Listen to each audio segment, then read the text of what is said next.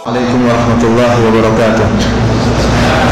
Innal hamdalillah nahmaduhu wa nasta'inuhu wa nastaghfiruh wa na'udzu billahi min shururi anfusina wa min sayyiati a'malina. Man yahdihillahu fala mudilla lahu wa man yudlil fala hadiya lahu. Asyhadu an la ilaha illallah wahdahu la syarika lahu wa asyhadu anna Muhammadan 'abduhu wa rasuluhu la nabiyya ba'dahu. Ya ayyuhalladzina amanu taqullaha haqqa tuqatih wa la tamutunna illa wa antum muslimun. Fa inna ahsanal kalami kalamullah wa khairal hadi hadi Muhammadin sallallahu alaihi wasallam wa syarrul umuri muhdatsatuha fa inna kulla muhdatsatin bid'ah wa kulla bid'atin dhalalah wa kulla dhalalatin finnar. Ikhwani fillah wa akhwati fid din, azani Allah wa iyyakum. Sungguhnya Allah Subhanahu wa taala telah menjanjikan bagi orang-orang yang menikah untuk mendapatkan rasa tentram, untuk mendapatkan rasa kasih sayang di antara dua pasangan, dua sejoli. Sebagaimana firman Allah Subhanahu wa taala, "Wa min ayatihi an khalaqa lakum min anfusikum azwajan litaskunu ilaiha wa ja'ala bainakum mawaddatan wa rahmah." Semuanya di antara ayat-ayat Allah, tanda-tanda kekuasaan Allah Subhanahu wa taala, Allah menjadikan dari diri-diri kalian istri-istri yang Allah menimbulkan di antara mereka pasangan suami istri, yaitu rasa kasih sayang, rasa saling mencintai di antara mereka. Namun ikhwani fillah, akhwati fid din, azani Allah wa iyyakum, kita dapati banyak pasangan suami istri ternyata tidak mendapatkan janji Allah tersebut, tidak mendapatkan kehidupan yang mesra di antara mereka, tidak mendapatkan ketentraman di antara mereka. Hari-hari dipenuhi dengan pertengkaran, hari-hari dibumbui dengan omelan-omelan, baik dari sang suami maupun dari sang istri. Kenapa bisa demikian? Tentunya sebabnya banyak. Namun para ulama rahimahumullah menyebutkan di antara sebab inti yang menyebabkan tidak tercapainya tujuan tersebut, tidak tercapainya kasih sayang, rasa cinta di antara pasangan suami istri, karena salah satu dari dua belah pihak tidak menunaikan kewajiban-kewajibannya, atau kedua-duanya sama sekali tidak memperhatikan atau menunaikan hak-hak pasangannya. Oleh karena itu, pada pembahasan kajian kita kali ini, saya akan bicara agak panjang lebar tentang hak-hak para istri yang harus ditunaikan oleh para suami. Kita tahu bahwasanya hak para suami sangat agung. Artinya para istri sangat dituntut dalam syariat untuk menunaikan hak-hak para suami. Dan dalil tentang hal ini sangat banyak. Di antaranya Rasulullah SAW pernah bersabda, "Unduri aina anti minhu, fa innahu jannatuki aw naruki." Rasulullah SAW pernah menyampaikan kepada seorang wanita, seorang sahabiah, "Ketahuilah, lihatlah bagaimana posisimu di hati suamimu. Sungguhnya suamimu itu surgamu atau nerakamu." Artinya kalau seorang istri bisa mendapatkan ridha suaminya, maka mudah baginya untuk masuk ke dalam surga. Namun sebaliknya, jika sang istri membuat marah suaminya, menjadikan suaminya tidak ridha kepada istrinya, maka ini jalan sangat mudah untuk menuju ke api neraka. Oleh karena itu, seorang istri dituntut dalam syariat untuk bisa meraih ridha suaminya. Dalam hadis yang lain Rasulullah SAW bersabda, "Lau kuntu amiran ahadan ayyasjuda li ghairillahi la amartul mar'ata an tasjuda li zawjiha." Kalau saya boleh memerintahkan seorang untuk sujud kepada selain Allah, maka saya akan perintahkan seorang wanita untuk sujud kepada suaminya. Subhanallah, ini menunjukkan bagaimana besar hak seorang suami terhadap seorang istri. Bahkan dalam riwayat yang lain, riwayat Ahmad dengan sanad yang hasan atau sahih, Rasulullah SAW menyebutkan, "Lau kana min qadamihi ila mafraqi ra'sihi," kalau seandainya pada suaminya itu dari ujung kaki sampai kepalanya kurhah, ada luka yang mengeluarkan nanah ya, dan darah. Fastaqbalathu, kemudian sang istri menemui sang suami. Farahasathu, kemudian dia menjilat nanah tersebut dari ujung kaki sampai ujung rambut. Ya, apa kata Rasulullah SAW? Lam tu'addi haqqahu. Maka sang istri masih belum bisa menunaikan kewajibannya terhadap sang suami, karena saking besarnya hak seorang suami terhadap seorang istri. Oleh karena itu para ulama menyebutkan, jika seorang wanita telah menikah, maka sekarang hak ketaatan berpindah dari orang tua kepada suami. Artinya apa? Dia harus lebih taat kepada suami daripada orang tuanya. Ini tanbih bagi para ibu-ibu, bagi para wanita untuk mengingat bahwasanya betapa besar perhatian syariat mendorong para wanita untuk taat kepada para suami. Ikhwani fillah wa akhwati fid din, azani Allah wa iyyakum. Namun ingat, sebaliknya para wanita juga punya hak yang harus ditunaikan oleh para suami. Mereka juga punya hak. Bahkan Rasulullah sallallahu alaihi wasallam pernah bersabda, khairukum li ahli wa ana khairukum li ahli. Kata Rasulullah SAW, sebaik-baik kalian para lelaki yaitu yang terbaik bagi istrinya, dan saya adalah orang yang terbaik di antara kalian terhadap istri saya. Orang yang akhlaknya paling baik yaitu yang paling baik terhadap istrinya. Kenapa ikhwani fillah, azani Allah wa iyyakum? Karena seorang tatkala dia bergaul dengan teman-temannya, ya, dia bisa saja membuat akhlaknya, menunjukkan bahwasanya akhlaknya baik. Karena dia bertemu dengan temannya cuma sebentar. Tapi tatkala dia pulang ke rumah, apakah dia mampu untuk bertahan terus-menerus berakhlak yang baik dengan istrinya? Kalau memang akhlaknya buruk, maka akan nampak. Apalagi istrinya lemah, tidak bisa berbuat apa-apa. Oleh karena Rasulullah SAW mengatakan, barang siapa yang terbaik di antara kalian adalah yang paling terbaik terhadap istrinya.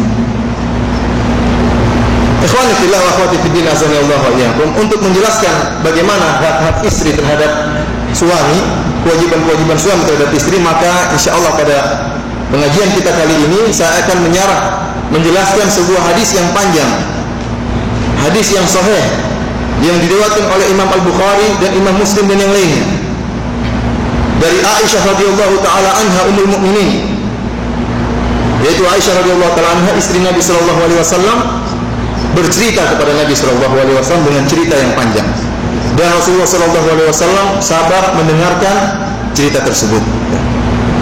Dan saya harap Bapak dan Ibu sekalian memperhatikan isi cerita ini, karena cerita ini banyak menggunakan bahasa-bahasa kiasan yang agak sulit dipahami, namun banyak mengandung faedah-faedah.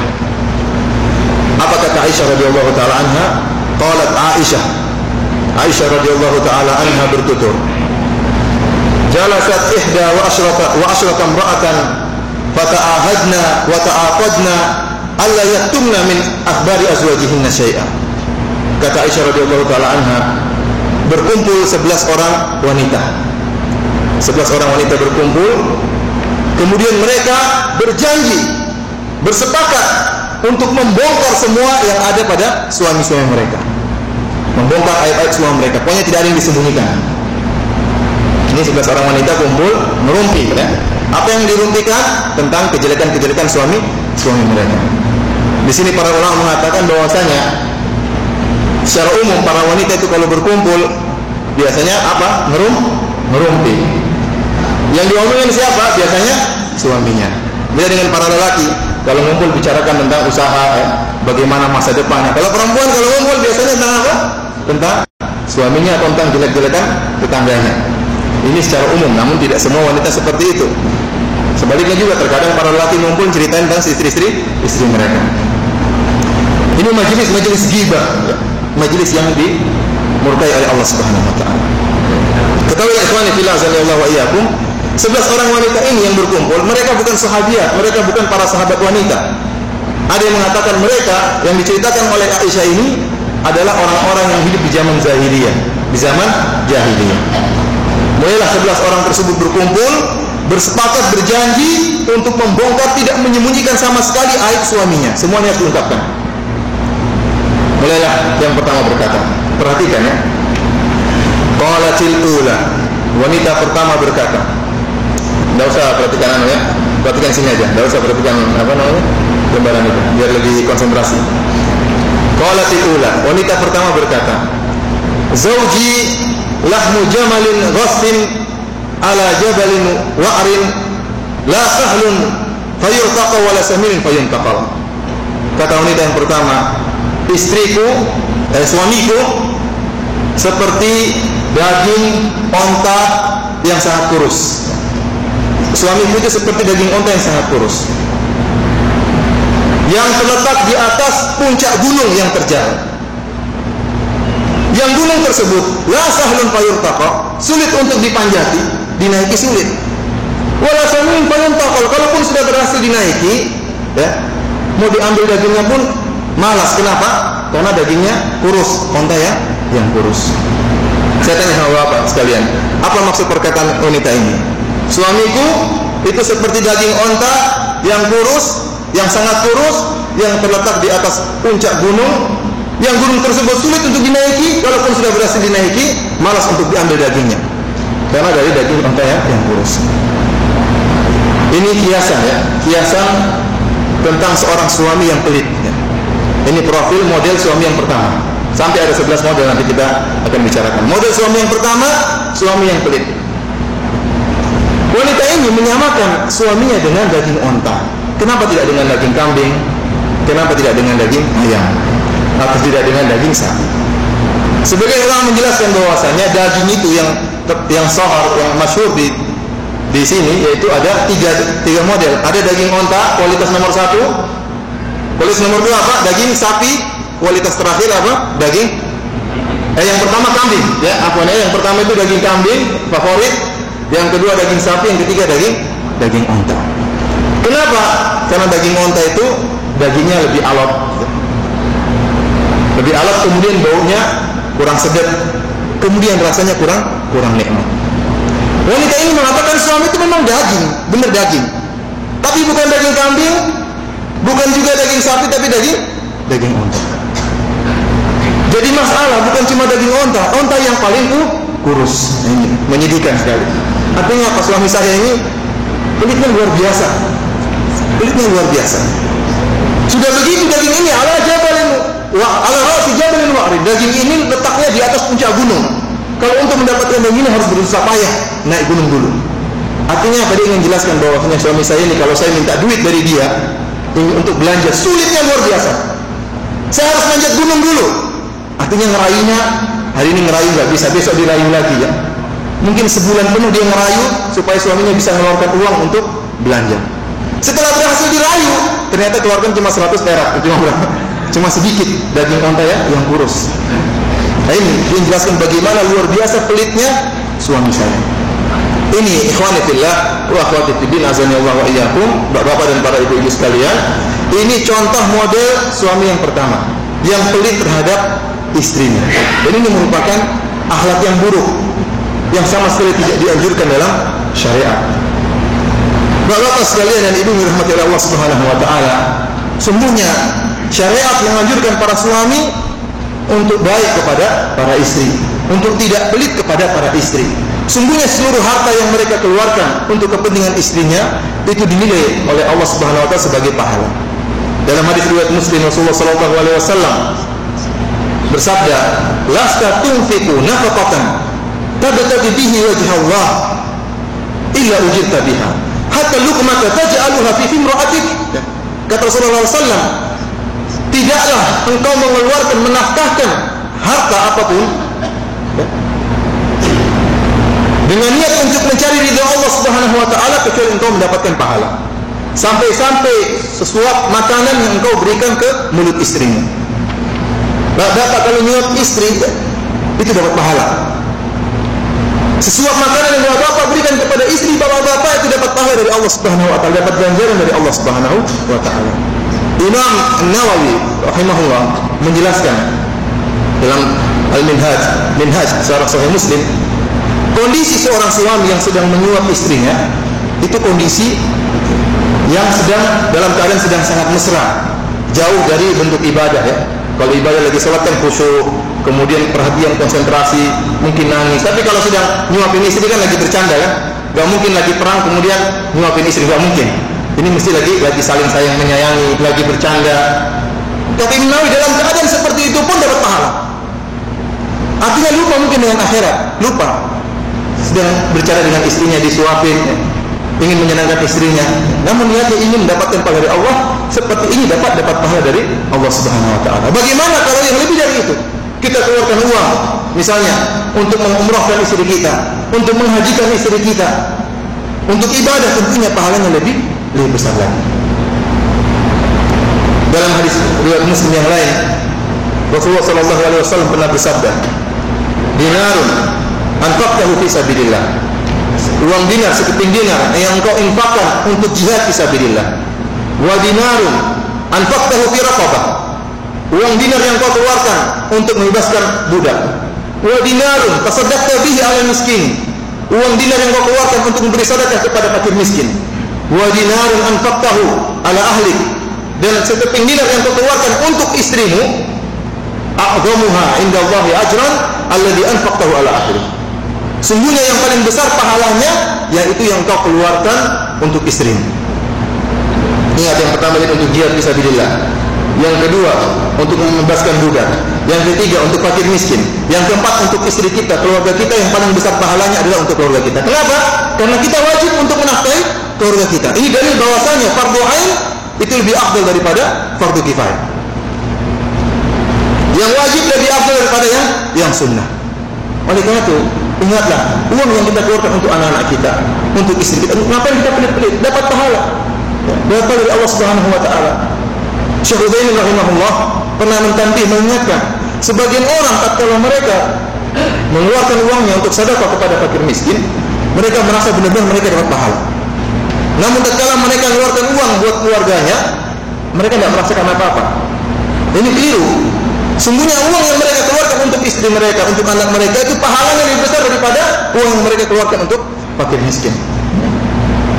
Ini ya, jadi ingat bahwasanya janganlah kita menjadi suami-suami yang pelit. Ini merupakan celaan ya. Kemudian kita lanjutkan kepada wanita yang kedua. Ini jubah yang kedua ya. Qalat tsaniyah. Yang pertama sudah selesai. Qalat tsaniyah, berkata wanita yang kedua. Tadi mereka telah berjanji untuk membongkar semuanya, tidak menyembunyikan apa-apa.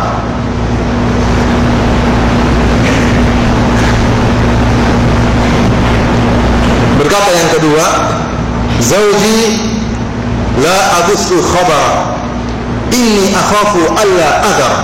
Kata dia, adapun suamiku, afwan, aku tidak bisa membongkar aib-aibnya. Dia menyelisihi perjanjian mereka. Tadi mereka berjanji untuk membongkar semua aib. Adapun yang kedua, dia mengatakan, afwan, kalau suami saya tidak bisa membongkar aib-aibnya. Inni akhafu alla adar. Kenapa? Karena saya takut dia akan meninggalkan saya. Artinya apa? Kalau dia menggibah, menyebutkan kejelekan suaminya, kemudian suaminya tahu bahwasanya istrinya sedang menyebutkan kejelekannya, menceritakan kejelekannya, maka dia langsung dicerai. Kalau sampai suaminya tahu dia ngomongin jelek tentang suaminya, maka dia akan dicerai. Maka dia mengatakan, saya tidak mau menceritakan kejelekan suami saya. Kenapa? Inni akhafu alla adar. Saya takut saya tidak mampu untuk meninggalkan suami saya. In azkurhu azkur ujar wa bujar. Kalau saya mau menceritakan tentang kejelekan suami saya, maka saya akan sebutkan urat-urat yang terdapat di badannya dan urat-urat yang terdapat di perutnya. Artinya kalau saya ingin menyebutkan kejelekannya, udahnya pun saya bisa ceritakan. Karena saking saya tahu tentang bagaimana buruknya suami saya. Ujarah ujarah. Ujarah ya ini urat-urat yang ada di badan, yang para ulama mengatakan maksud dari sang wanita tadi yaitu aib-aib yang nampak diketahui oleh semua orang. Nampak yang kalau tatkala dia keluar orang tahu itu aib-aibnya. Dan bujarah yaitu urat-urat yang terdapat di perutnya, yaitu aib-aib yang tidak diketahui kecuali oleh istri. Riwayat ini mengatakan kalau saya, maaf saja saya tidak bisa menceritakan kejelekan suami saya karena kalau ketahuan saya bakalan dicerai. Kalau saya mau cerita aibnya banyak sekali. Ikhwan fillah azanillahu wa iyyakum, Bapak dan Ibu dirahmati oleh Allah Subhanahu wa taala. Ya sungguh menyedihkan nasib wanita ini. Suaminya aibnya banyaknya luar biasa. Namun subhanallah, terkadang seorang wanita itu sangat cinta kepada suaminya. Walaupun suaminya buruk, berakhlak buruk terhadap dia, namun dia tidak ingin diceraikan oleh suaminya. Cintanya yang luar biasa itu kepada suaminya membuat dia sabar menerima perbuatan yang buruk dari suaminya. Mungkin tiap hari diomelin, mungkin tiap hari ditampar, tapi karena saking cintanya, dia anggap omelan tersebut adalah sarapan pagi. Dianggap ini kenikmatan yang harus saya rasakan. Oleh karena itu, ikhwani fillah azanillahu wa iyyakum, bapak, khususnya bagi bapak-bapak, untuk bertakwa kepada Allah Subhanahu wa taala. Ya. Untuk takut kepada Allah Subhanahu wa taala adalah menunaikan hak-hak para istri.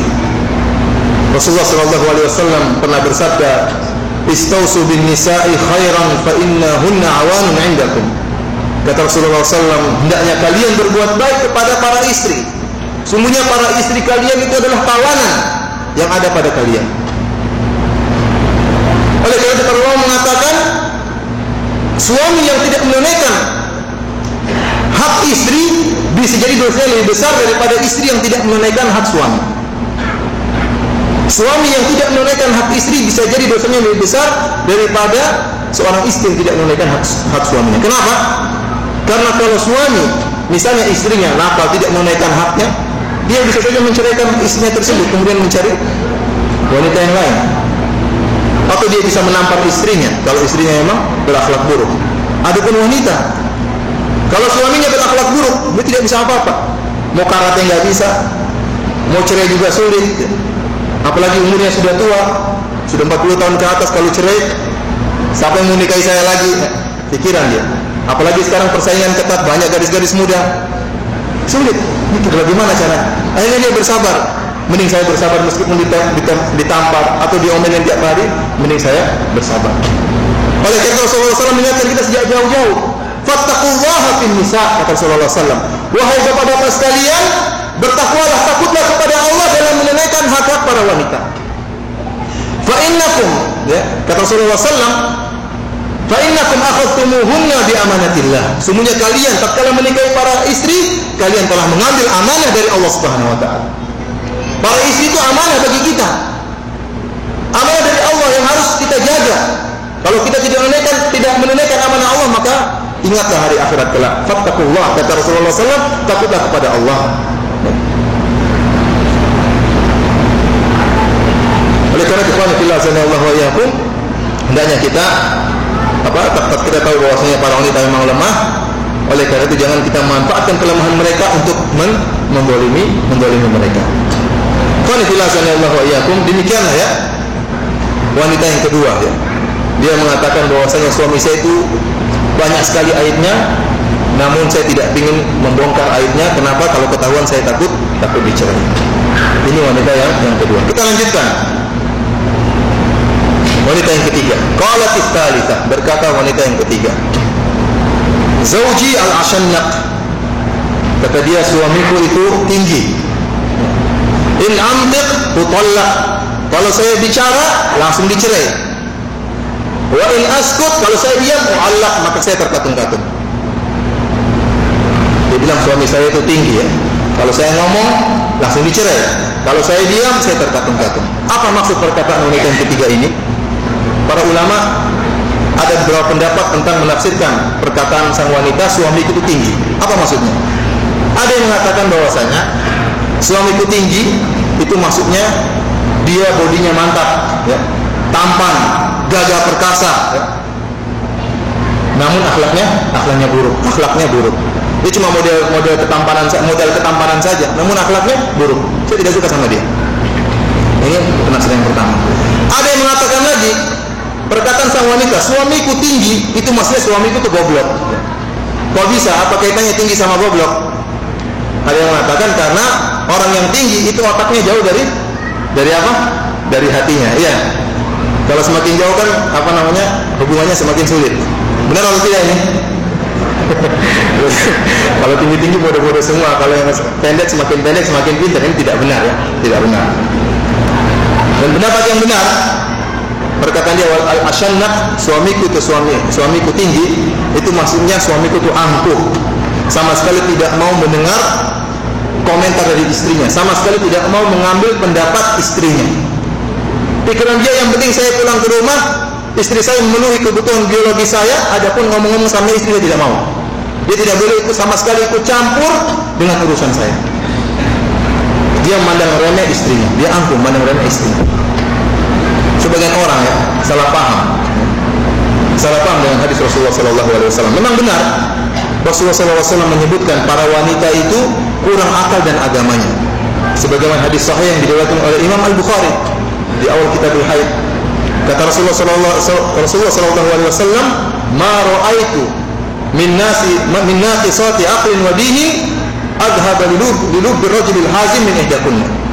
Kata Rasulullah SAW, aku tidak pernah melihat orang-orang yang kurang akal dan agamanya yang mudah menjatuhkan para lelaki seperti para wanita. Para wanita itu disifati oleh Rasulullah SAW kurang akal dan agamanya.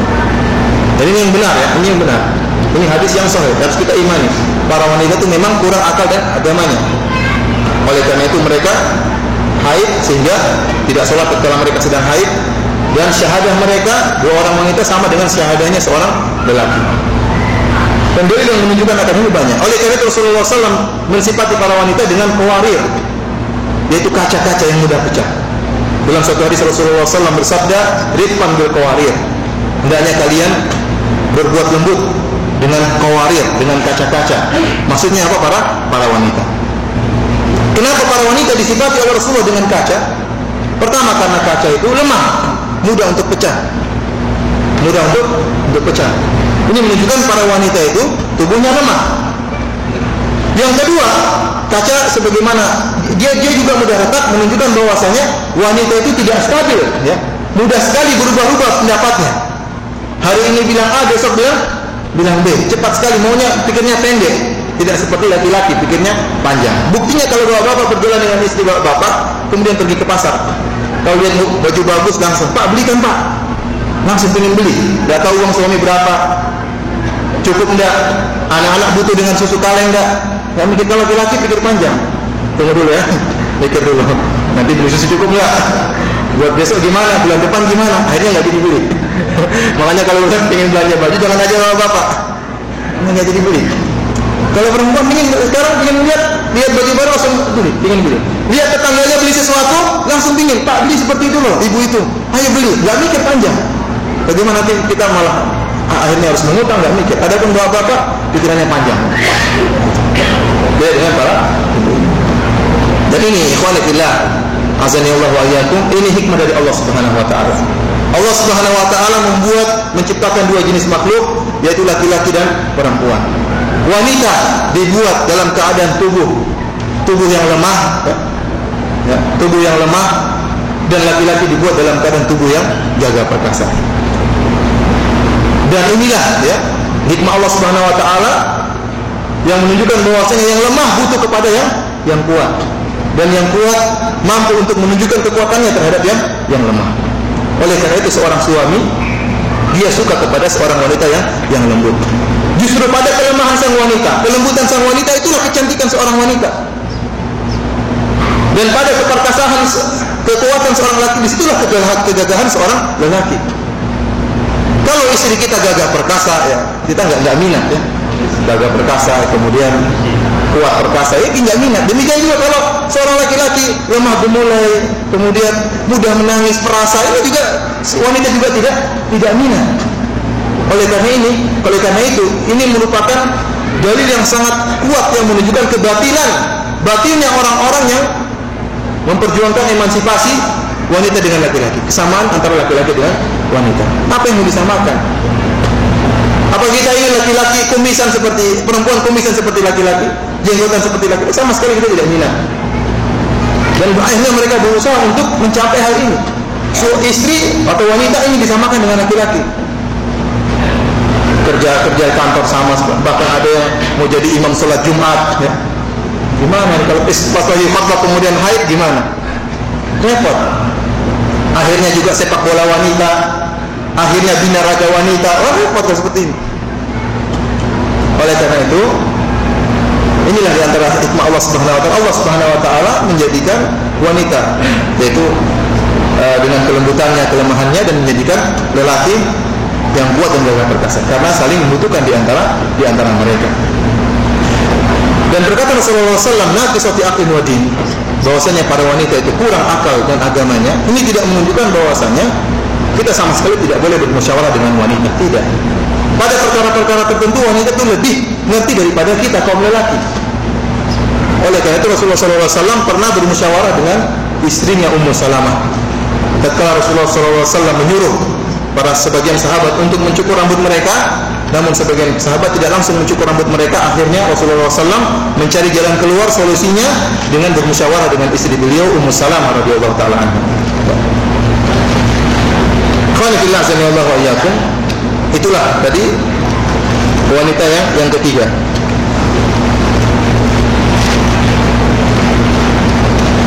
Qanifillah sanallahu wa iyyakum. Kita lanjutkan.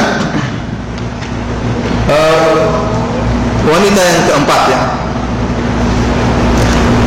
Qalatir rabi'ah, berkata wanita yang keempat, Zauji kalaili Tihama.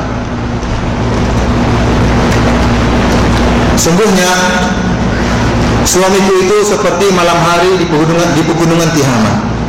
La harrun wala qurrun, la harrun wala qarrun, wala makhafah wala sa'amah. Suamiku itu tidak panas dan juga tidak dingin. Wala makhafah wala sa'amah, tidak menakutkan dan juga tidak membosankan. Dia ingin jelaskan bahwasanya suami saya itu sedang-sedang saja. Sayang sama saya namun tidak terlalu sayang. Sayang juga namun juga tidak benci sama saya. Tidak menakutkan juga tidak membosankan. Kalau saya ngobrol sama dia tidak membosankan. Pokoknya dia sedang saja. Ini wanita yang keempat. Dia tidak mencela dan juga tidak memuji. Kita lanjutkan wanita yang kelima. Qalatil khamisah, berkata wanita yang kelima. Jadi ya, perhatikan ya. Ini perlu konsentrasi lebih daripada sebelumnya. Perhatikan. Apa kata wanita yang kelima?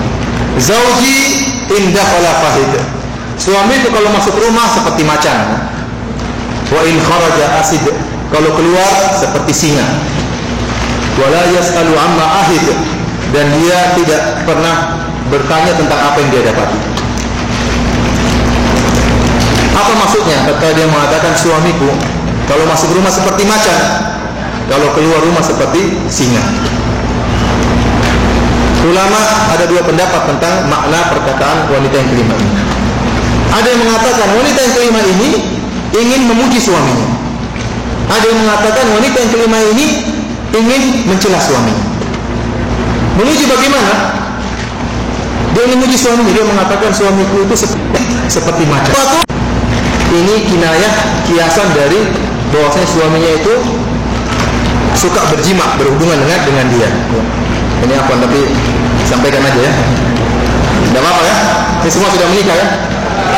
Oh sebagian masih belum ya. Biasanya lebih khusyuk mendengarkan daripada yang sudah menikah. Dia mengatakan suamiku seperti macan. Artinya apa? Suami itu kuat, gagah dan sering berhubungan ya. Sering menjumpai saya. Menunjukkan suamiku itu sangat cinta kepada saya. Wa in kharaja asid. Dan dia kalau keluar dia lebih gagah lagi seperti singa di hadapan orang-orang yang ada di luar rumah. Wala yas'alu amma ahid. Dan dia itu tidak suka bertanya tentang apa yang dia dapati.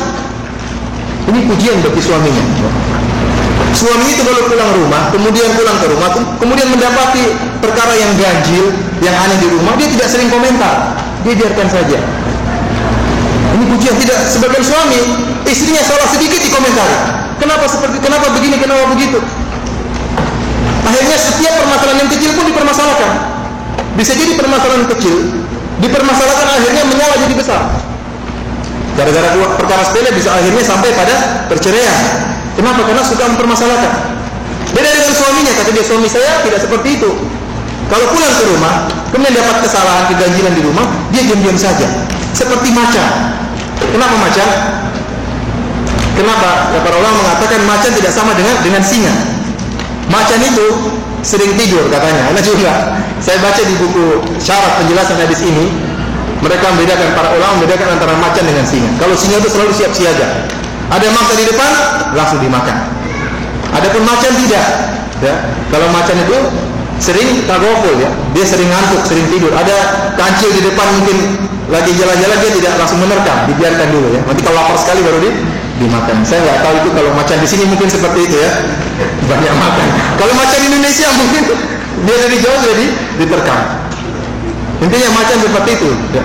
Dia tidak selalu menerkam apa yang ada di depannya karena dia sering ngantuk. Demikianlah ya, di antara sifat yang baik bagi seorang wanita tidak selalu mempermasalahkan kesalahan istrinya. Ya. Adapun orang yang sering mempermasalahkan kesalahan istrinya ini terkadang berbahaya. Seperti saya katakan tadi, permasalahan kecil bisa jadi besar, sepele bisa jadi besar, bisa sampai pada tahap perceraian. Karena sering menanyakan apa yang terjadi, kenapa seperti ini, kenapa seperti itu. Ingat bahwasanya setiap orang mesti melakukan kesalahan. Orang tidak ada yang sempurna. Istri kita tidak sempurna, mungkin dia capek ngurus anak-anak, bersihkan rumah, ya. Atau mungkin dia lagi sakit. Tentunya terkadang dia melakukan kesalahan-kesalahan. Maka kita jangan selalu mengurusi kesalahan-kesalahan tersebut, mempersoalkan kesalahan-kesalahan tersebut. Kecuali kalau kesalahannya fatal, baru kita persoalkan. Saya ulang, ini pendapat yang pertama, yang memuji bahwasanya suaminya seperti macan. Pendapat ulama yang kedua mengatakan bahwasanya wanita yang kelima ini tatkala mengatakan suami itu kalau masuk rumah seperti macan, keluar seperti singa, itu dia sedang mencela. Wanita kelima ini sedang mencela suaminya. Dia mengatakan suamiku itu kalau masuk rumah indah ola fahid, seperti macan. Kenapa? Apa ya, ini demikian saya sampaikan saja apa yang terdapat dalam penjelasan para ulama. Maksudnya suami saya itu kalau berhubungan dengan saya itu tidak pakai pemanasan ya, langsung menerkam seperti macan ya. Ini tidak benar, tidak bagus ya. Antum lihat bagaimana sempurnanya syariat kita. Sampai masalah ini pun disebutkan dalam hadis Rasulullah SAW. Paham? Antum masalah apa saja, antum bisa kalau antum rajin buka buku hadis, dijelaskan oleh Rasulullah SAW. Adab makan, adab buang air, sampai adab berhubungan pun diajarkan dalam syariat kita. Tidak ada terdapat dalam Injil, juga Taurat tidak ada. Yang terdapat dalam syariat Islam, agama yang sempurna. Saya menjelaskan bahwasanya merupakan akhlak yang buruk suami kalau berhubungan dengan istrinya tidak pakai pemanasan. Yang penting ingin memuaskan nafsunya saja. Ini salah. Betapa banyak wanita yang menderita gara-gara seperti ini. Bahkan banyak sebab perceraian gara-gara seperti ini. Sang suami tidak peduli dengan keinginan istrinya. Selanjutnya silakan baca-baca di buku yang lebih jelas tentang itu. Wa in kharaja asid, kalau keluar seperti singa. Wala yas'alu amma ahid, dan dia tidak pernah peduli dengan keadaan rumah. Tidak pernah nanya-nanya, maksudnya tidak pernah peduli dengan keadaan rumah. Istrinya sakit, anaknya sakit, dia cuek. Yang penting keluar kerja, balik, enggak urusan dengan anak-anak.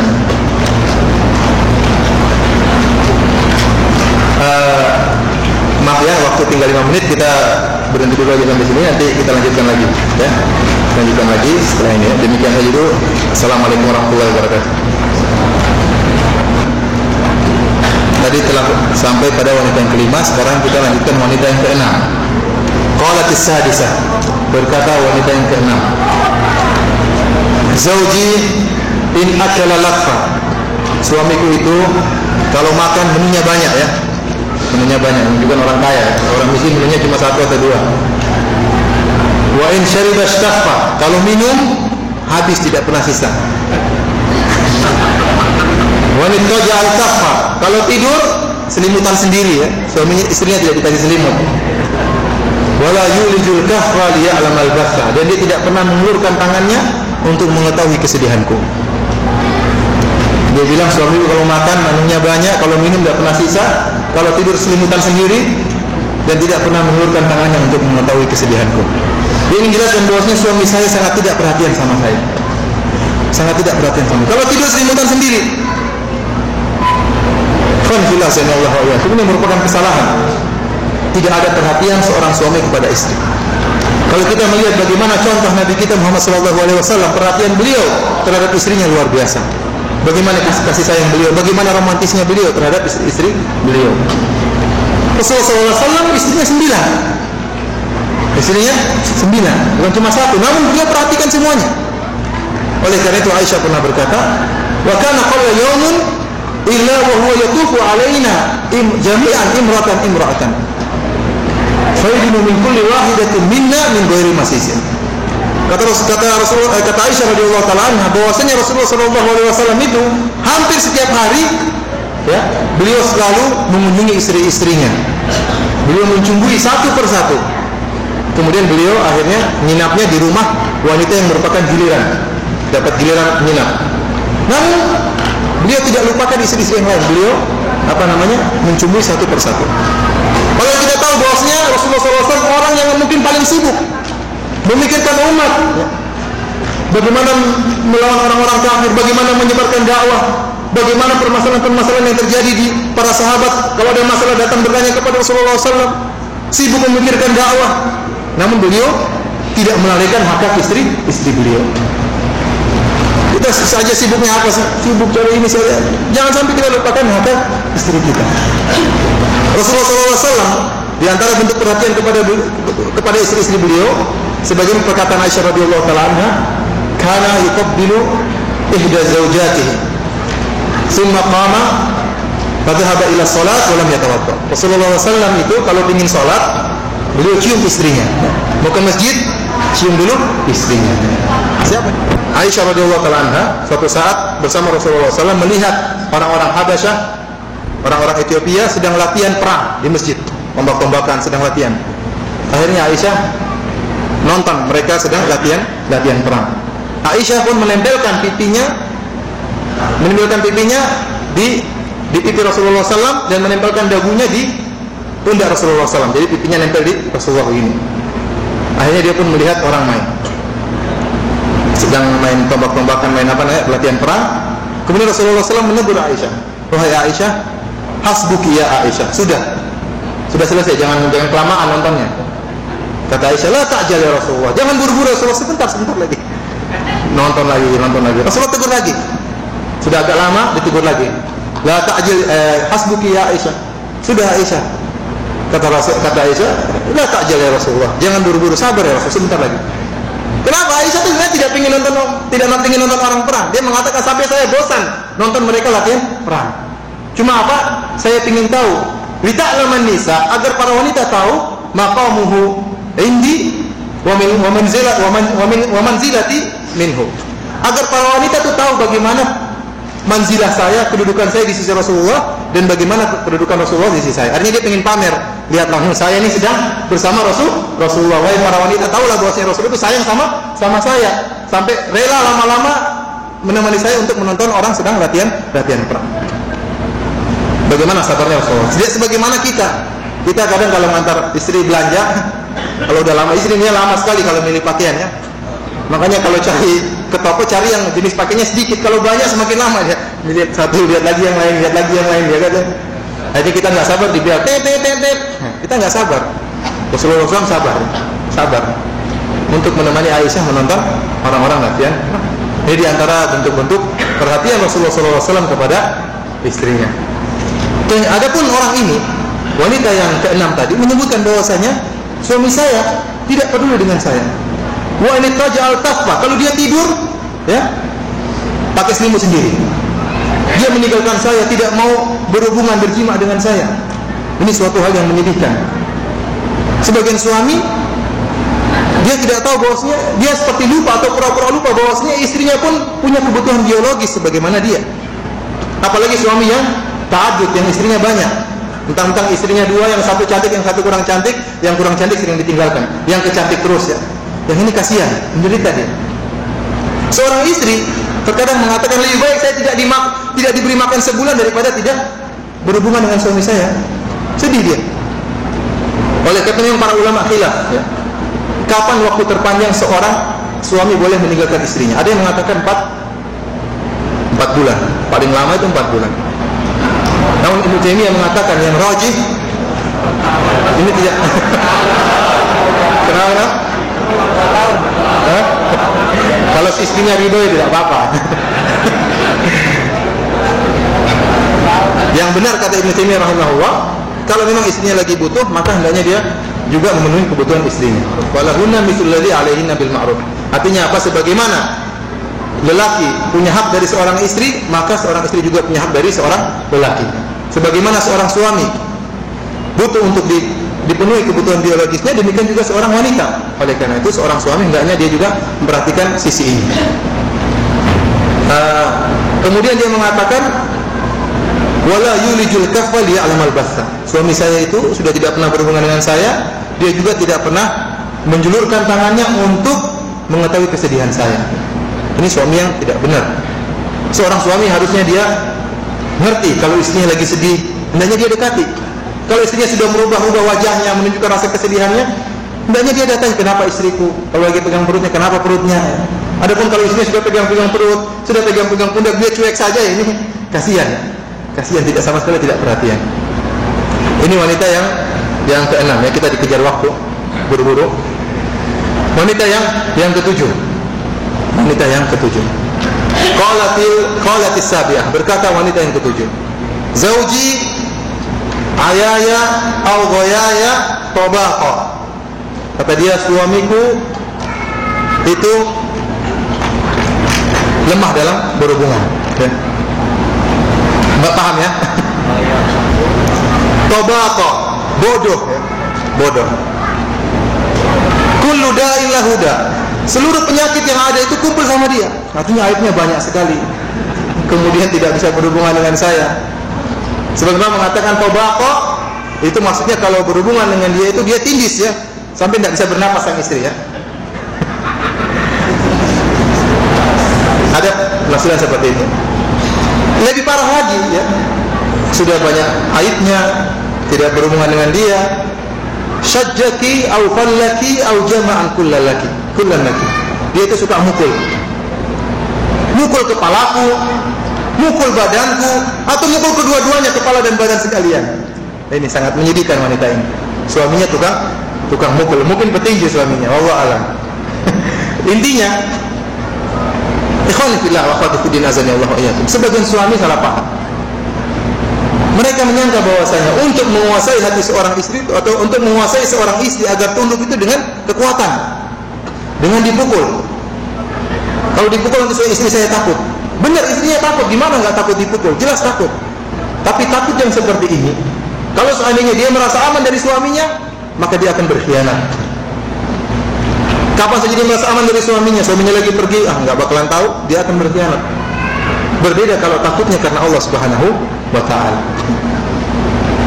Oleh karena itu seorang Syekh Abdul Razak Al-Badr radhiyallahu, dia menceritakan sebagian orang tatkala menikah ya, malam pertama apa yang dilakukannya? Langsung dia tinju istrinya ya. Betul. Menunjukkan bahwasanya dia kuat. Biar kamu tahu saya ini kuat. Hati-hati kalau kamu macam-macam. Kamu akan merasakan seperti ini kedua kalinya. Ada orang yang malam pertama bawa ayam jantan ya. Di kamar tidur bawa ayam jantan. Dia apain? Ayam jantannya langsung dipreteli, krek, mati. Kamu tahu nasibmu. Kalau macam-macam seperti ayam jantan ini. Ini cara yang salah. Kita ingin mengambil hati seorang istri, ingin menundukkan seorang istri bukan dengan kekuatan, dengan kelembutan, dengan akhlak yang baik. Dia akan tunduk sama kita. Ingat ikhwani fillah azanillahu wa iyyakum, memukul seorang istri itu dibolehkan dalam syariat kalau telah melampaui batas. Namun bukan berarti setiap istri melakukan kesalahan langsung dipukul. Tidak. Sebagian orang salah paham. Mentang-mentang dalam Al-Quran disebutkan wadribuhun, dan pukullah mereka. Tatkala istri salah apa saja langsung dipukul. Ini keliru. Semuanya Allah Subhanahu wa taala berfirman, "Wallati takhafunna nusyuzahunna fa'idhuhunna wahjuruhunna fil madaji' wadribuhun."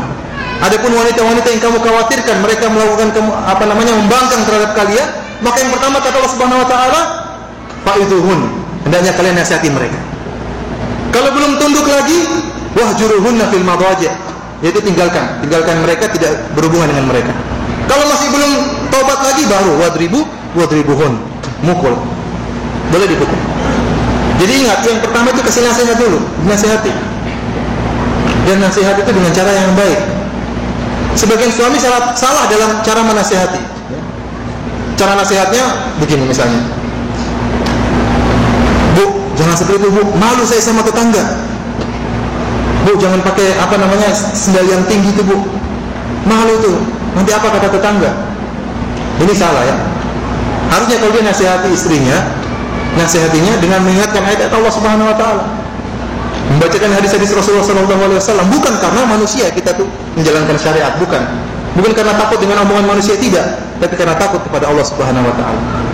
Kalau kita nasihati istri kita dengan cara seperti itu, dia akan takut. Ingatkan kepada hari akhirat, ingatkan bahwasanya dia akan ditanya, dimintai pertanggungjawaban oleh Allah Subhanahu Wa Taala. Itu cara nasihat yang baik. Kalau kita sudah nasihati dengan cara yang baik, belum juga taat, maka boleh kita menghajar. Ya, menghajar itu maksudnya kita putus hubungan, ya, muqata'ah, ya, hajar.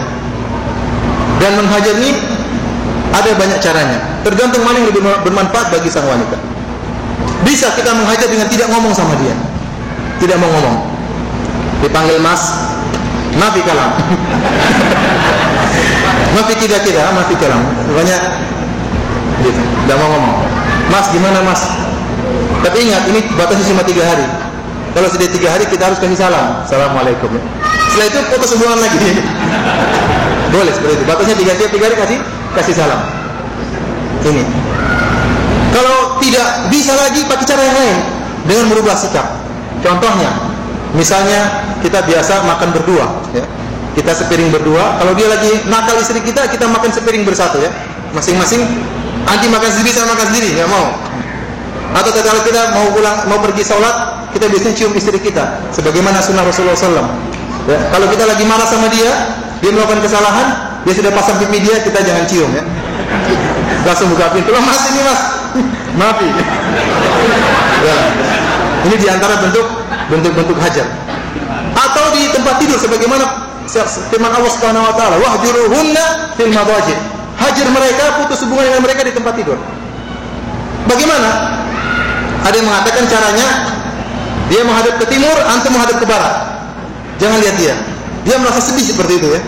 Ini satu tempat tidur tapi nggak mau melihat saya. Antum dia menghadap timur, antum menghadap barat, cuek. Atau dengan cara yang lain. Biasanya kepala sama kepala antum balik, pantat antum jadikan di kepala, pantat dari dulu. Pas balik tahu bukan dapat kumis tapi dapat yang lain. Nah, ini dia akan tersiksa. Kenapa seperti ini? Dan berusaha untuk memperbaiki dirinya. Atau bawa tempat tidur satu kamar tapi tempat tidurnya beda-beda. Kamu di sana, saya di sini, afwan, sampai kamu taubat. Kalau masih belum taubat lagi, pindah ya, yang lain, kamar yang lain. Tapi ingat, wala tahjur illa fil bait. Kata Rasulullah SAW, janganlah kalian menghajar putus hubungan dengan istri kalian kecuali dalam rumah. Jangan sampai kita punya emosi, kita tinggalkan istri kita, tidak mau tidur sama dia di rumah. Tidak boleh, ini tidak boleh. Ini merupakan hak istri. Kita boleh marah dia, boleh kita menghajar dia, tapi masih tetap dalam rumah. Oleh karena itu Allah mengatakan, wahjuruhunna fil madaji. Hajarlah mereka di tempat tidur. Kalau ternyata masih belum taubat lagi, belum sadar, maka boleh dipukul.